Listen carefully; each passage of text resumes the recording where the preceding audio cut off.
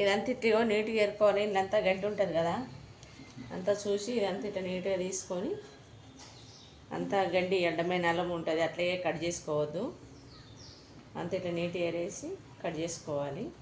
అంతా నీట్గా ఆకాకంత ఏరి తీసేసుకొని కట్ చేసి పెట్టేసుకోవాలి.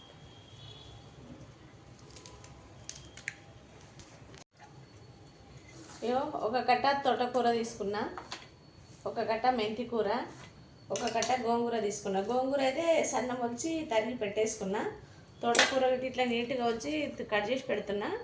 ఈ 3 వేసి పచ్చడి చేస్తే ఎలా తయారు చేయాలో చూపిస్తాను. తోటకూర పచ్చళ్ళకు కొన్ని ధనియాలు తీసుకుంటున్నా, కొన్ని ఒక స్పూన్ సగం.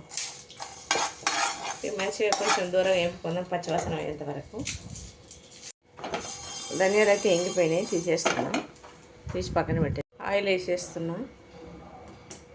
పచ్చడికి కాబట్టి కొంచెం ఎక్కువనే వేసుకోవాలి ఆయిల్. ఒక 10-15 ఎల్లిపాయ రెబ్బలు ఇవినా మిక్సీలో వేసి కచ్చపచ్చ పట్టేసుకుందాం.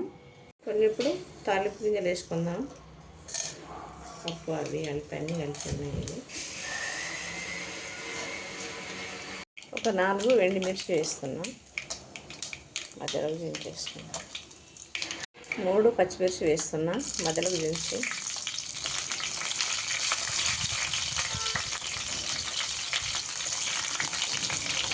ఇప్పుడు ఇందులోనే కొంచెం ఒక స్పూన్ పసుపు వేస్తున్నా.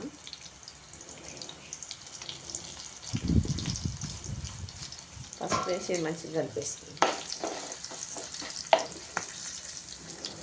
ఇది వల్ల కాకంతా కడిగి పెట్టేసినాం కదా.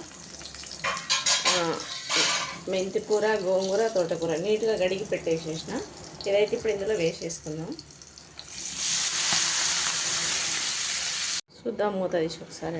ఉడికిపోయింది ఇప్పుడైతే నీట్గా. ఇప్పుడు కలుపుకోవడానికి ఈజీగా ఉంటుంది.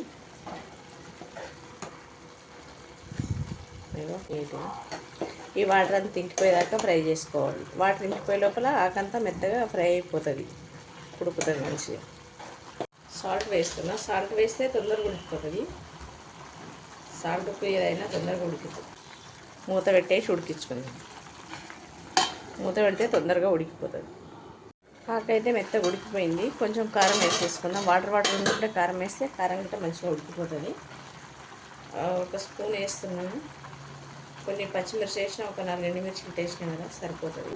జీలకర్ర మెంతులు బట్టి పెట్టేసిన, కొంచెం వేస్తున్నా. ఈ పౌడర్ గిట్ట టేస్ట్ గురించి బాగుంటుంది. ఇగో ధనియాలు ఒక 10 ఎల్లిపాయ రెబ్బలు వేసి కచ్చపచ్చ పట్టేసిన, ఇవి వేసేస్తాను ఇందులో. స్మెల్ బాగుంటుంది, టేస్ట్ గిట్ట బాగుంటుంది ఇట్లా వేసుకుంటే. ఇగో చాలా బాగుంటుంది. ఇలా ట్రై చేసుకోండి ఒకసారి మీరు. ఇది మంచిగా కలిపేసుకుందాం నీట్గా, ఇవన్నీ కలిసేదాకా. కొంచెం ధనియాలు కాదు కదా, ఇలా చేసుకుంటే పిల్లలు గిట్ట బాగా ఇష్టంగా తింటారు. కొంచెం కారం తక్కువ వేసుకొని చేసుకుంటే బాగుంటుంది. ఇంకో 2 నిమిషాలు మూత పెట్టేసి ఉడికించు.